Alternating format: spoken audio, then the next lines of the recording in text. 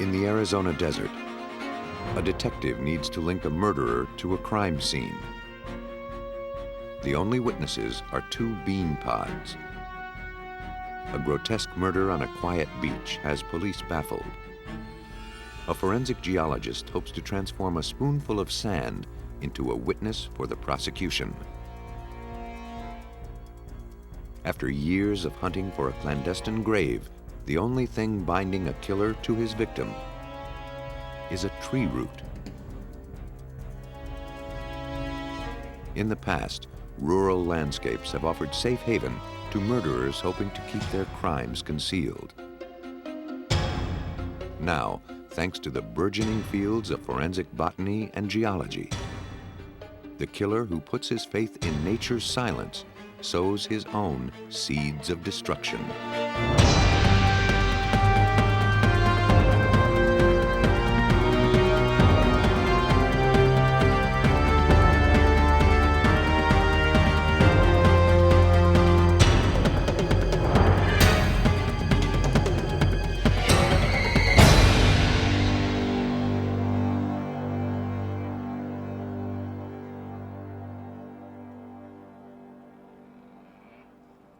The Sonoran Desert. How many lives have been brutally ended in desolate landscapes like this one, with only an audience of trees to bear witness? Today, those unlikely observers are gaining a voice with which to expose the guilty. The Caterpillar Proving Grounds outside of Phoenix, Arizona, was a thrilling diversion for a man heading home one Sunday in May 1992. Cutting through a dry wash, he was struck by something out of place in the raw landscape.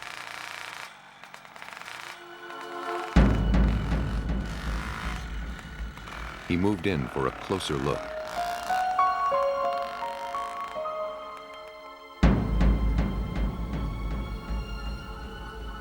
Face down, beneath a canopy of palo verde trees, lay the nude body of a woman. She wasn't breathing.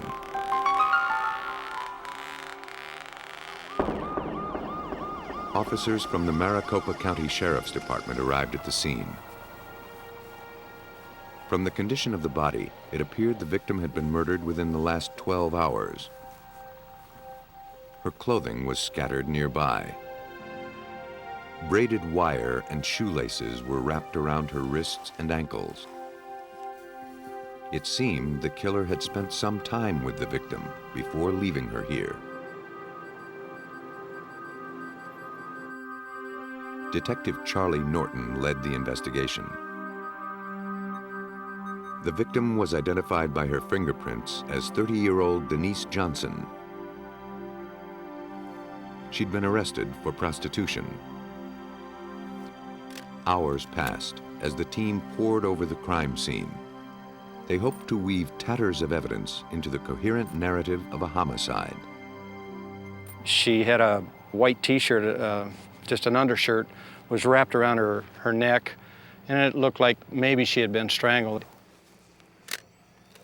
As the team examined the torn clothes for clues, a fundamental piece of the puzzle came like a plea from beyond the grave. The insistent beeping from a pager broke the silence of the desert.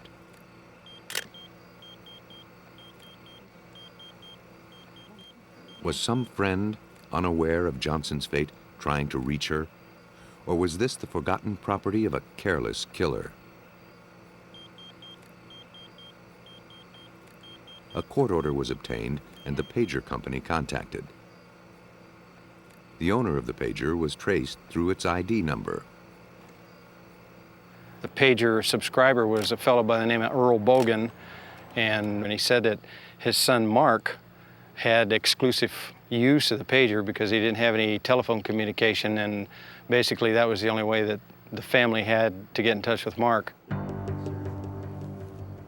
While police processed the crime scene, a man came forward with a statement. At 1:30 the previous morning, he'd noticed something odd, a white pickup truck with amber clearance lights, whipping out of the proving grounds. The driver ran a stop sign, then flew toward the interstate. Combined with the pager information, this eyewitness testimony would give Norton a leg up on the investigation.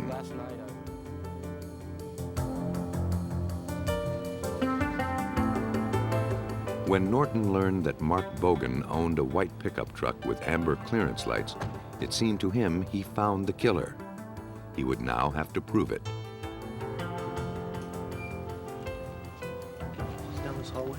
Bogan, accompanied by his wife Rebecca, agreed to be interviewed at the sheriff's department.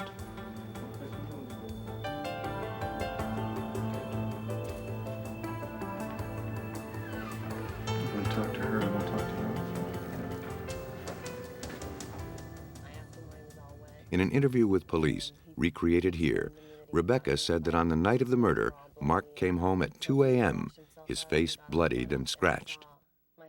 He told Rebecca he'd been in a bar brawl. But Bogan told police a different story. He claimed he'd picked up a hitchhiker who fit Denise Johnson's description and had sex with her in his truck. Bogan admitted lying to his wife because he knew she'd be disgusted with the truth. The story was coming together a bit too neatly for Norton, and he wondered whether Bogan was twisting the facts to fit the evidence. And I think somebody made contact with him and told him that the sheriff's office investigators were looking for him. So I think that kind of basically tipped him off, and he came up with this story. According to Bogan, after their encounter, he and the hitchhiker argued. He ordered her out of the truck, and as she left, she swiped his wallet and pager. Bogan chased her and fought to recover the wallet.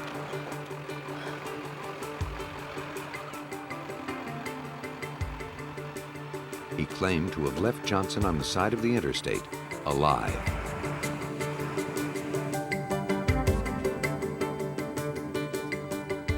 Norton suspected that Bogan was telling only half the story.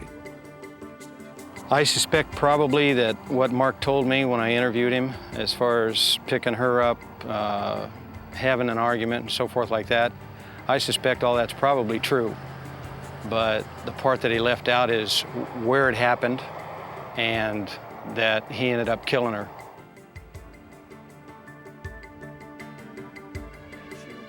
Norton believed that Bogan was a murderer, but he wasn't getting any help from the suspect. Not only did Bogan adamantly deny killing Denise Johnson, it had been years, he claimed, since he'd even stepped foot in the Caterpillar proving grounds. Bogan's admission that he had spent the evening with Denise Johnson would, ironically, make it more difficult to prove that he had killed her.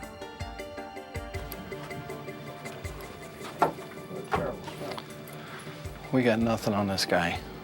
Everything that he's told us shuts down all of our whole case. He had sex with her, he knows who she is, the whole shooting match. Bogan's story, spotty as it was, had just defused an arsenal of forensic weaponry. DNA analysis of body fluids or fingernail scrapings could only prove something which Bogan had already admitted. On the evening of May 2nd, 1992, he and Denise Johnson had sex, then fought. Norton's only hope of bringing Bogan to justice would be to link him to the scene of the crime, a little patch of grass under a cluster of palo verde trees in the proving grounds. Bogan's truck was seized and searched, but nothing linking Bogan to Johnson's death was found. 2 seemingly unexceptional palo verde seed pods were collected from the truck bed.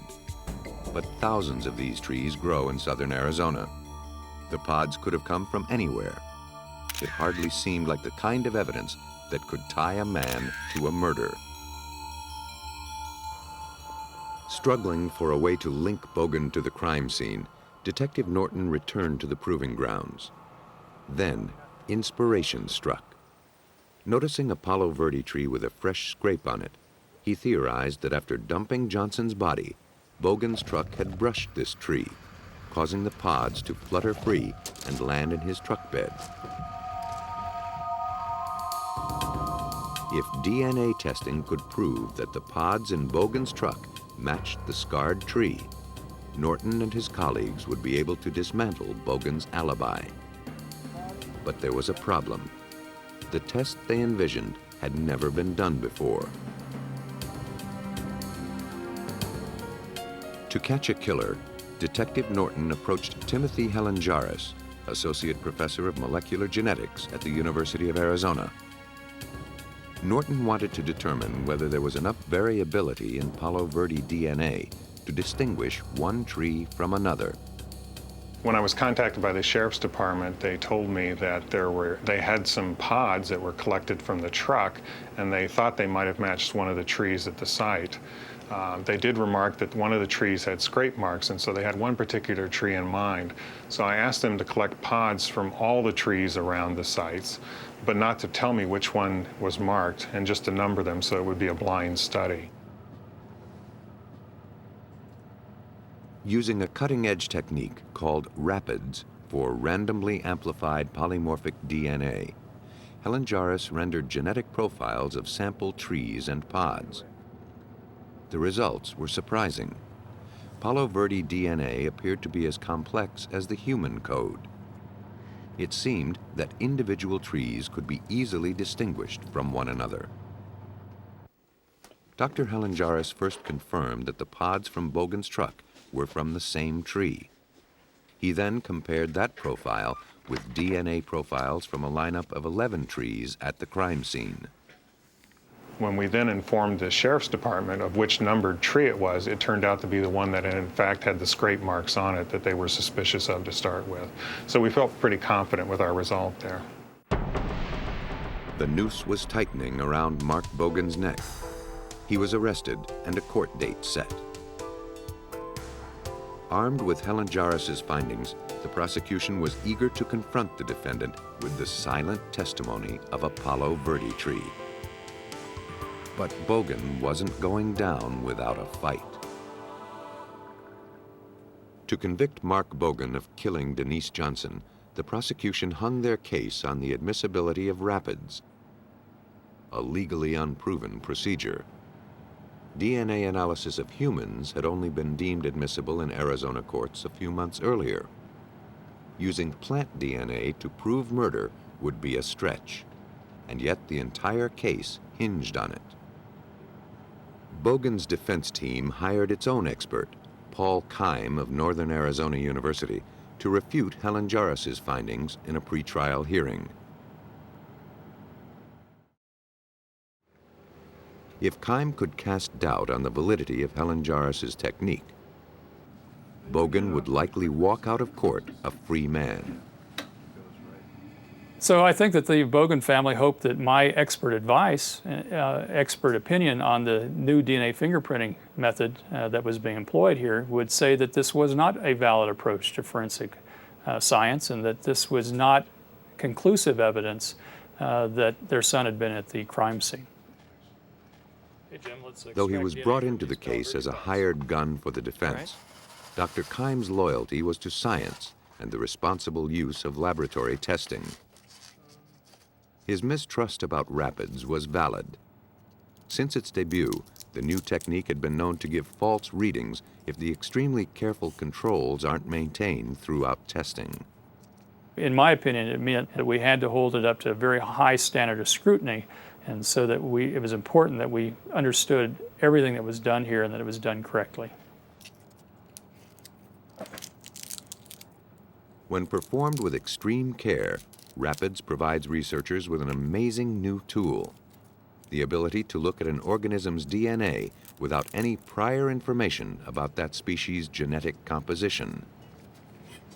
The first step in the process is to get the DNA out of the pods.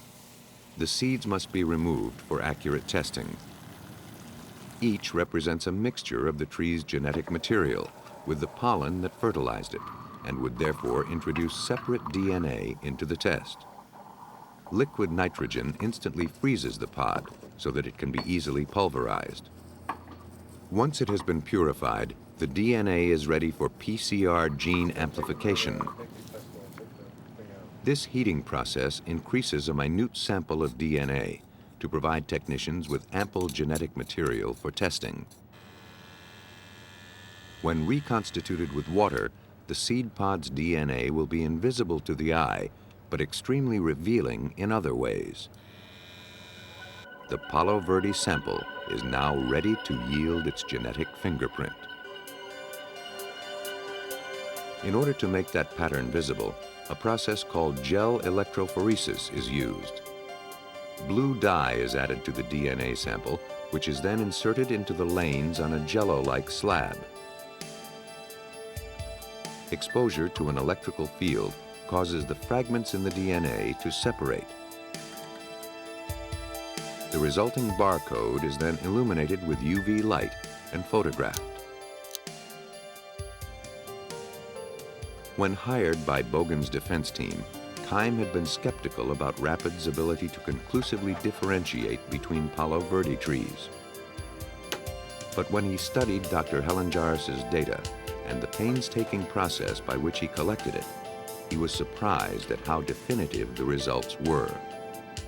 Influenced by his colleagues' findings, Keim was won over to the prosecution's side, and under oath, he couldn't refute the results.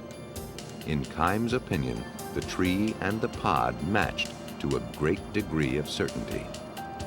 The defense team now faced an insurmountable setback by the researchers' fidelity to science. Bogan was going down.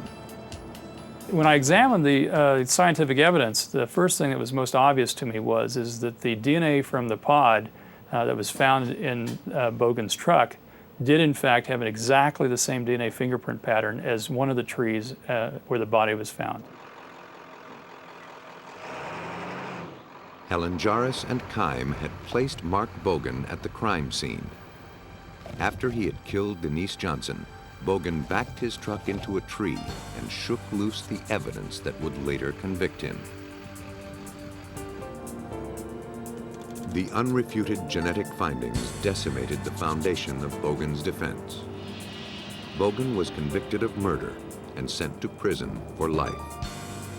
Helenaris' trailblazing research established botanical DNA profiling as an effective forensic tool, giving a voice to two tiny seed pods, without whose testimony a murderer would still be walking among us. A world away from the Arizona desert, New England's coastline can be as desolate a place to die as the barren Sonora landscape. But like those seemingly inconsequential palo verde pods, grains of sand can be made to talk. On the morning of June 30th, 1994, a woman and her two nephews roamed Crescent Beach in Rhode Island. Buried treasure was the children's goal.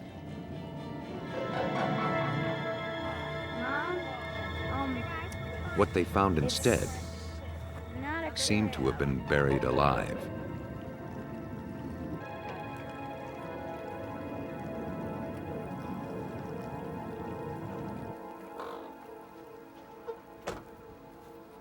Detective Arthur Clark of the East Providence Police Department was called to investigate the buried woman at the beach. The scene was more reminiscent of a Stephen King novel than anything the veteran detective had seen in person. 2 feet beneath the surface lay a woman in a red satin cocktail dress. Her life had been ended by multiple blows to the head. We arrived on the scene about 10:15. We verified they were human arms. It appeared a body was buried in a shallow grave. We notified the medical examiner's office, who responded. The victim's arms jutted out from beneath the sand, her hands clawing skyward in what seemed a final grasp for life. It seemed unlikely that she'd been buried alive. The medical examiner concluded that in her condition, the victim wouldn't have the strength to push her hands up through the sand. Someone had posed her into this final gesture, like a scene from a horror film. The killer seemed to be leaving a calling card, but his message was inscrutable. A circular pattern had been pressed into the sand around the body. In it lay a shattered watch face, its hands frozen at midnight. But for detectives, time raced forward. It seemed that some sort of grotesque ritual was performed here. They feared it could be the beginning of killings to come. They needed to work quickly before this killer struck again. At this early stage of investigation, vital clues might be masquerading as common trash. Cigarette butts, candy wrappers, and plastic cups were collected from the scene, along with samples of sand from both the surface and the bottom of the grave. At the time, we didn't know what was evidence and what was not. So on the side of caution, we collected what we thought could end up being evidence. Once we put the tape out, there's been nobody else in the area. But before Clark could make sense of the eerie spectacle, he'd have to learn more about the victim. He didn't have to look far. At around 8 o'clock that evening, a gentleman by the name of Christopher Hutter, who lived in Pawtucket, Rhode Island, called the Pawtucket police to report his wife missing. The missing woman was 30-year-old Kendra Hutter. From a photograph, Clark recognized her as the murder victim. According to her husband, Kendra and he had lived more like roommates than lovers. Beyond the facade of domestic contentment dwelt a loveless marriage, bound together by financial need and parental obligation. They agreed to date other people. Christopher Hutter told police that Kendra had a date the night she died.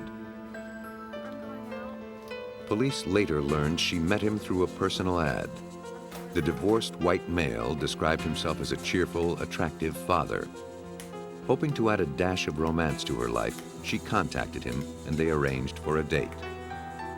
On the night of June 29th, Kendra scribbled the man's name and phone number for her husband. The card read, Gary. Detective Clark identified Gary as Gary Tassone, a truck driver who lived with his mother and brother in Cumberland.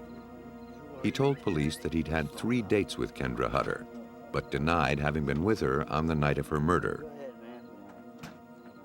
The personable Tassone did his best to help Clark, telling police that he knew Kendra and her husband were having marital trouble. He suggested that perhaps the disgruntled Christopher Hutter was the murderer. When Tassone told Clark he'd been to the beach where the body was found, Clark asked him to come to the station to continue questioning. After taking his first statement, there were several things that didn't jive. There were some inconsistencies in what he told us and what we had learned up until then. In an interview with police, recreated here, Tassone adamantly denied having been with Kendra Hutter the night of the murder. As the interview wore on, however, he revised his story. He admitted he'd been on a date with her that night, but dropped her off around 11 o'clock. But that contradicted what Kendra's husband reported. According to him, Kendra never made it home that night. As far as they could tell, Tassone was the last person to see the victim alive. The detectives pressed on. Detective Bilodeau and I spoke to him on and off for about 4 hours that evening. He never displayed any signs of emotion. He spoke very well. He was articulate, polite, cool, calm. He was not nervous at all. Pretty just matter of fact. Clark continued to question Tassone, and as the interview moved into its 5th grueling hour, Tassone finally offered up an account. He and Kendra had been building sand castles when a noise startled him, causing him to inadvertently strike her in the head. In a panic, he buried the body in the sand.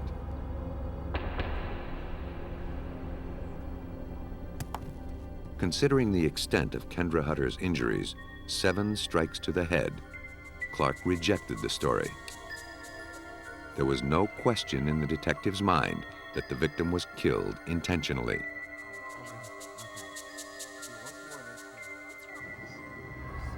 What is it? What's wrong? We don't know why she was murdered, but it was no accident. On the surface, it seemed that Tassone was beginning to cooperate, but his statement made no sense, and Clark didn't know what to make of it. The tale he told of accidental death was far-fetched and implausible, but probably reflected a skewed version of what really happened. From what Clark had already learned of the case, Tassone was sprinkling his narrative with blatant lies. The resulting story was more confusion than confession. If only Clark could sift through the fantasy and get to the truth, he'd have the case sewn up.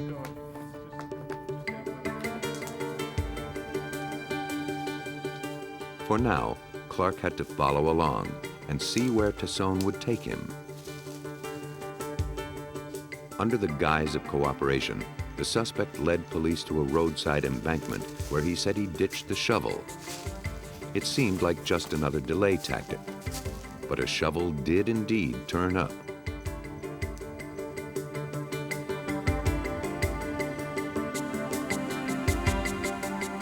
With this discovery, the evidence seemed to be stacked on Clark's side. He had a murder victim buried in a ritualistic fashion. He had the alleged murder weapon. He had a suspect who could link the two together. But Clark only had Tassone's unlikely story to place him at the crime scene.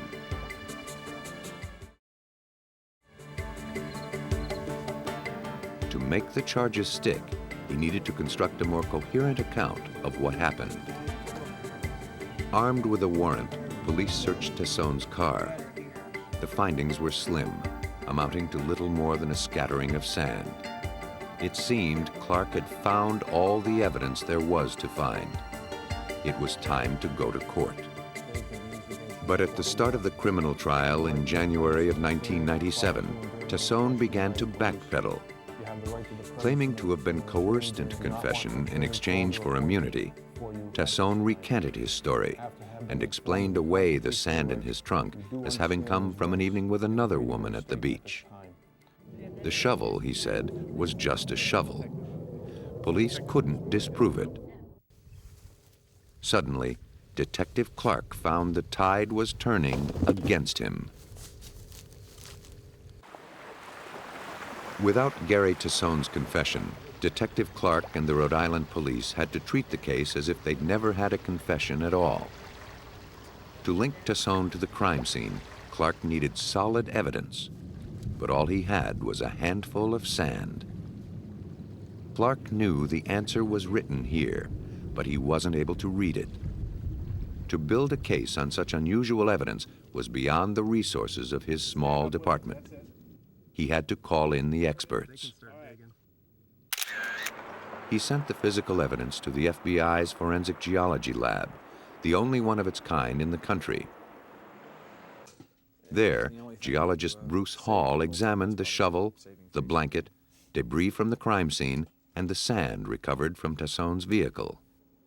The contributor, East Providence, Rhode Island, asked that we compare any soil or sand recovered from any of those items with some known samples of sand that they had recovered from the crime scene. In this situation, it was a beach. To see the past in a grain of sand, that is Hall's mission.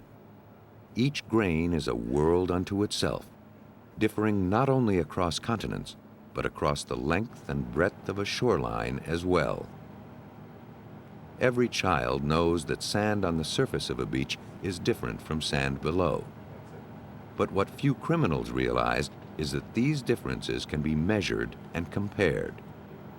We have known soil samples from the grave. We have some, because it is a grave, we're dealing in 3 dimensions. We have some that were taken a number of different locations on the surface of the earth, as now we have a profile, if you will. We've got a hole in the ground that may be 1, 2, 3 foot deep. We have a number of samples now from various depths. If the grains of sand found in the suspect's car came from the bottom of the excavated grave rather than the beach surface, as Tassone claimed, Hall would soon find out. To catch Tassone, Hall concentrated on the sand samples taken from the bottom of the victim's grave. If sand on any of Tassone's possessions matched it, Clark would have his case. Geologic examination takes a three-pronged approach. Samples are compared according to color, texture, and composition. The analysis begins with a careful look at color. This first test requires no sophisticated equipment, but it's essential for ruling out samples that would have no bearing on Tassone's case. We view these under a number of different lighting conditions, daylight, again, fluorescent light, incandescent light, and compare their color. This soil representing soil recovered from the shovel, dissimilar to that collected from the beach. The blanket, again, at arm's length, we can see there's a color difference. This soil did not originate from the same source as the known soil. However, when we take a look at the soil from a vehicle, they're strikingly similar with respect to color.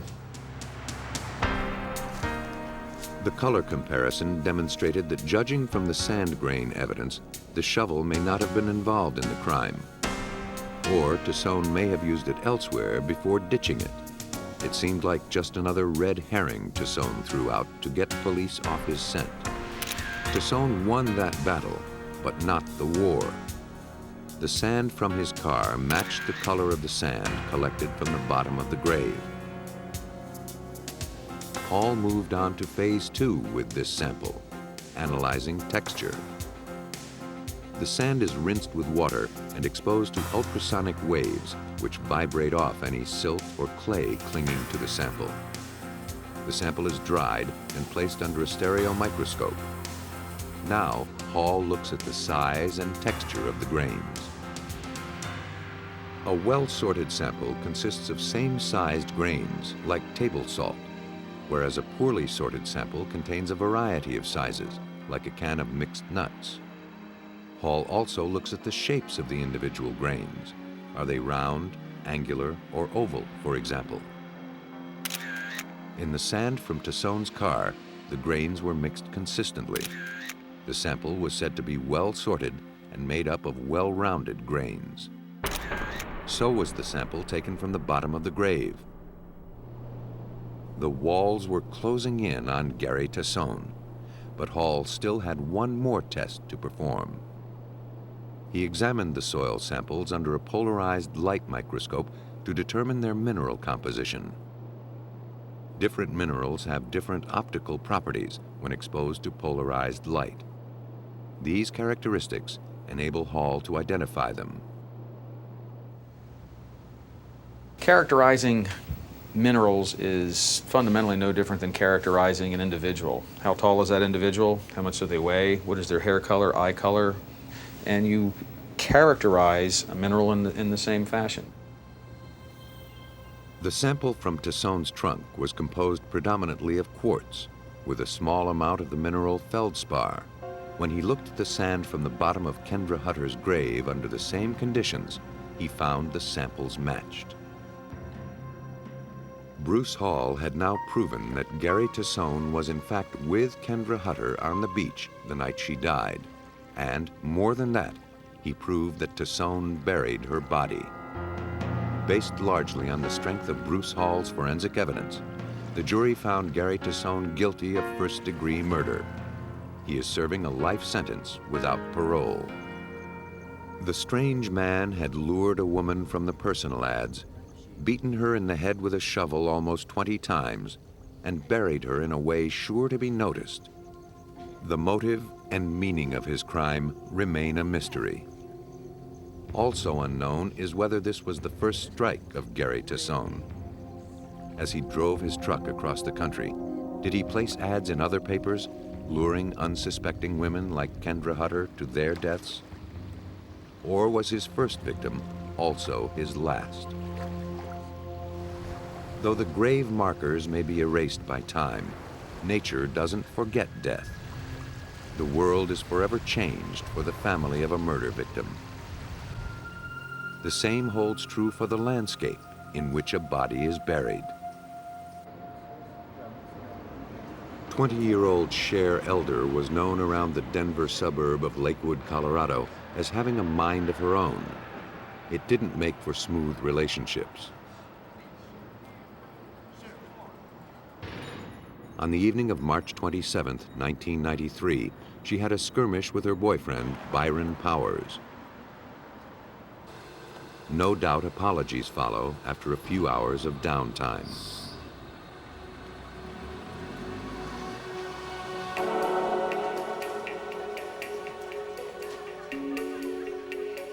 To blow off some steam, Sher caught a ride to Central City, a seedy gambling town 1 hour's drive into the Rockies.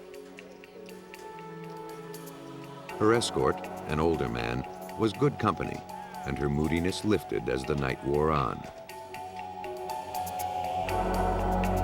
At 1:40 the next morning, Sher and her companion left the casino. She would soon join the ranks of the missing. Days passed with no sign of Sher. Her frantic father reported her missing to the Lakewood Police Department. Detective Scott Richardson was assigned to the case. Missing person cases are a tricky call. Richardson didn't want to throw his department's resources behind a massive search, only to find that the time and energy had been misspent on a girl who'd left town to cool off. It's a tough investigation. How involved do you want to get on a missing person case, and how complex do you want to make a missing person case to find out they're laying out on the beach in Maui somewhere? Richardson had a bad feeling, however, that Sher wasn't on vacation. His first objective was to identify the man with whom she'd last been seen. A surveillance camera at the casino had captured his image. We did not know who that male was, and that was the last time she was seen alive. A friend of hers had seen her in the casino with this male. The man was identified as Thomas Luther, an acquaintance of Sher's boyfriend, Byron Powers. Sher had been introduced to the older man shortly before her unlucky gambling trip to Central City. The more he learned about Thomas Luther, the more Richardson sensed that he was no longer looking for a missing person. He was now looking for a body. In Thomas Luther, Sher had picked the wrong shoulder to cry on. A known sex offender, Luther was fresh off a 10-year prison sentence for attacking and raping a young woman. He had bragged in jail that when he got out, the police wouldn't find the next woman he killed. This time, he'd be sure to bury the body where it would never be found. Richardson set out to foil that plan. Our focus of the case at that time was to try to find the body of Sher Elder for two reasons. We needed it for prosecution and the family. Richardson questioned Luther, who claimed that after leaving the casino, he dropped Elder off at her boyfriend's house. Luther's car was seized and searched for evidence, but nothing suggesting murder was found. For weeks, Richardson pressed on. Though he had very little hard evidence, knowing that this girl's body was out there somewhere kept the detective searching. To outsmart a clever criminal like Luther, Richardson would need to raise the suspect's level of uneasiness, hopefully compelling him back to the gravesite for a cautious once-over. The prior day, I called Luther up at home and intentionally meant to sound really confident. I told him, hey, we got some evidence and I want you here at 9 o'clock tomorrow morning, hoping that it would increase his anxiety and he would make a mistake. Richardson succeeded in flushing his quarry out of the brush. An informant told him that Luther planned to return to the grave early the following morning. If the body had been dug up, he planned to flee the state immediately.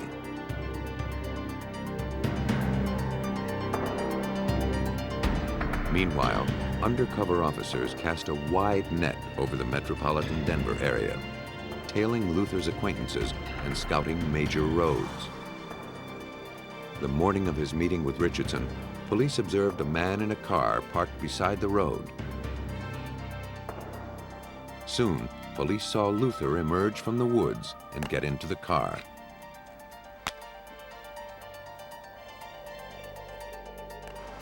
He proceeded to his meeting with Richardson, cocky with the knowledge that his pursuer was bluffing.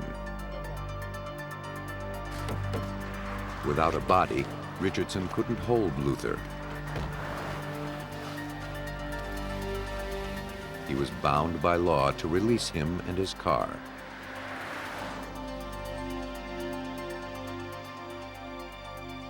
Months passed without any progress on the case. Meantime, the prime suspect moved out of state. With each passing day, the more likely it seemed that Sher Elder's demise would forever remain a secret between the killer and the victim. The only thing keeping Richardson going was the faith that Sher Elder was buried somewhere in Empire Valley. But finding her in the craggy lowland would be an arduous task. This valley is about 15 miles in length. And as you get out here, when you start looking for a possible location of the grave, it's nothing but rock slides and piles of rocks. And there's so many potential areas that a body could be hidden in that it just became a maze. Weeks of foraging around Empire Valley left detectives empty-handed and frustrated. Finding Sher Elder's body in this rough terrain required a kind of expertise that would tax the resources of almost any police department. Was any good? Yes. Hopefully we would. Aware that he'd reached his department's limits, Detective Richardson was running out of options. But he wasn't quite ready to throw in the towel. The relentless detective had one final inspiration. He contacted NecroSearch, an elite corps of scientists that uses a wide range of disciplines to locate clandestine graves. NecroSearch exists because a group of law enforcement officers and scientists got together and figured there had to be a better way to find murdered or buried people and evidence. Towards that goal, NecroSearch has assembled leading scientists from all over Colorado, comprising 15 specialties, including botany, geology, geophysics, forensic anthropology, and entomology. 53972. The fundamental premise of NecroSearch is that buried bodies change the ecosystem around them forever. The soil above a grave may sag under rain or snow. Specific vegetation may flourish on the decomposing body. 53969. Insects and scavengers arrive. This is a case of a lifetime. This took everything that we had, everything that we could use of other sources from other agencies. That's why NecroSearch was requested to come in and assist. It was real simple. We're a largely populated community here. We're in the metro Denver area. We don't have expertise in going out looking for graves. We don't have very many graves dug in the city. So far, the all-volunteer NecroSearch team has participated in over 100 cases in 30 states and 7 countries. The group convenes monthly to review potential cases. For most petitioners, like Detective Richardson, NecroSearch represents a final glimmer of hope. I was asked by NecroSearch to come to their meeting and present the case to see if it was something that NecroSearch could assist me in. And so the case presentation was made to NecroSearch at that time.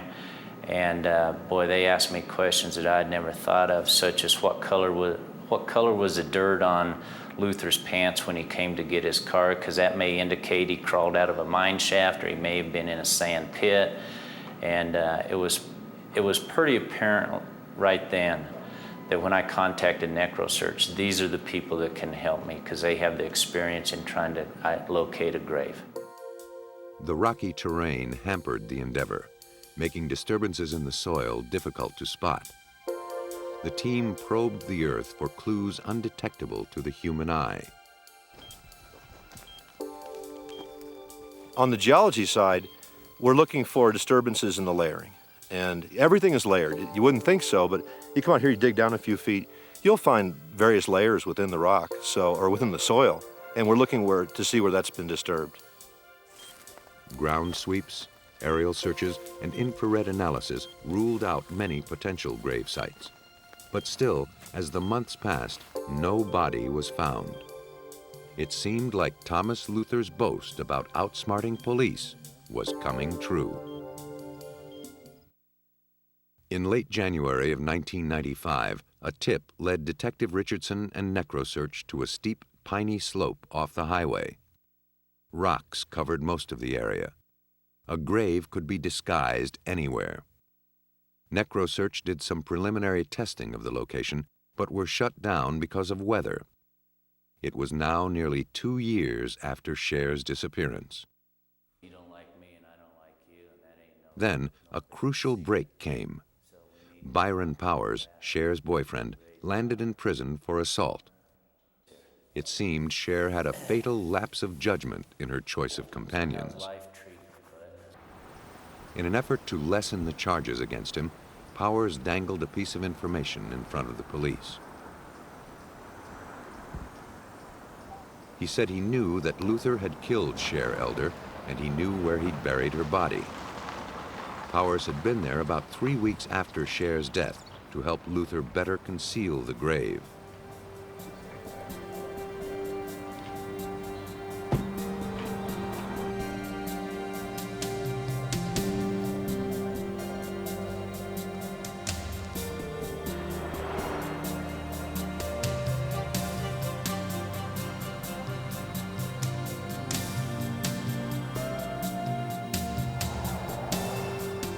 Powers directed Richardson right past the point where the NecroSearch team had given up. Unlike most killers who hastily dump bodies downhill, Luther had taken his time in selecting a grave that would seem an improbable choice to police. What we ultimately learned is that Thomas Luther carried the body of Sher Elder straight up a hillside by a rock slide and went uphill, which is uncommon.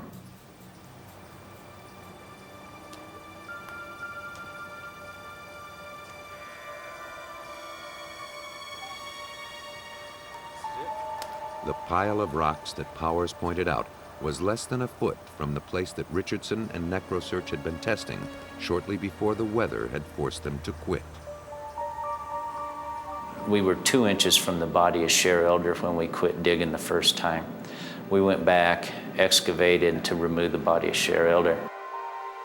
As if setting up an archaeological excavation, the team established a grid and embarked upon an old-style dig.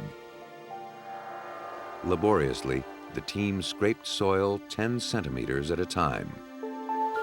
Archaeologist Steve Ireland was part of the search for Sher Elder's remains.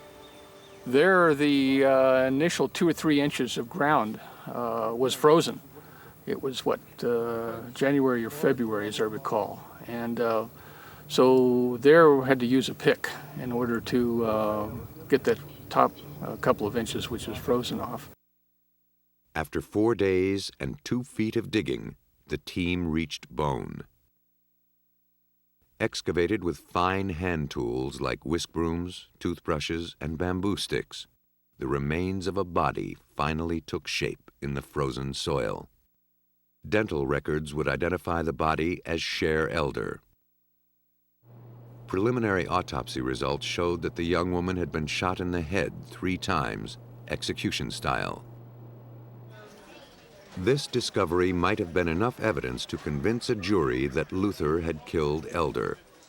But prosecutors would have a much better chance if they knew the time of death. If the body had been buried at least 2 years ago, a time when Sher was known to have been with Luther, the charge of murder would be much easier to prove in court. The team's careful excavation uncovered a clump of plant roots growing into the victim's soft flesh. NecroSearch called in botanist Vicky Trumel to extract and preserve them. Could she determine the time of burial from this botanical evidence? When digging is done and roots are cut, this stimulates growth of new roots into the fresh backfill dirt. So the idea was that these roots ought to be about the same general age as the grave. In order to determine the age of the new growth, the roots were sent to a lab where they were cut crosswise and stained, highlighting the characteristics of the cells. Most woody species of trees, like the pines and firs that forested the area near the victim's grave, form their roots in the same way, and the new roots have a particular pattern of cells that can be recognized under the microscope.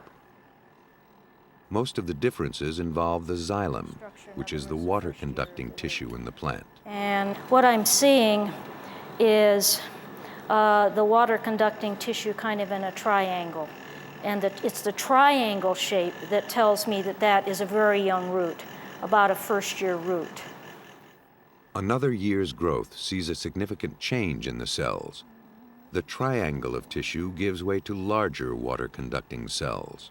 This tells me it's a secondary root. From their cellular structure, Trumel estimated the roots to be 2 years old. Her findings sealed the case against Thomas Luther, proving the grave was dug at a time after he was released from jail and known to be with the victim. In the end, a jury was convinced that Thomas Luther killed Sher Elder. He was sentenced to 48 years in prison with no chance of parole. Thanks to the tireless pursuit of Scott Richardson and the cutting-edge forensics of the NecroSearch team, the odyssey had finally come to an end. I myself don't believe in what they call closure. I believe if you lose a loved one, that you will feel that loss for the rest of your life. But at least if they know what happened, they possibly can get on with their life in some way. After the case ended, NecroSearch paid Detective Richardson the ultimate honor and inducted him into their selective ranks. Without his determination, Sher Elder would still be hidden in a desolate grave. The Earth is an impartial eyewitness to murder. But forensic botany and geology are finding ways to gather its testimony. Crimes considered unsolvable a few years earlier are now being won on the basis of roots, seeds, and sand. The landscape has become grounds for conviction, but we've only begun to scratch the surface.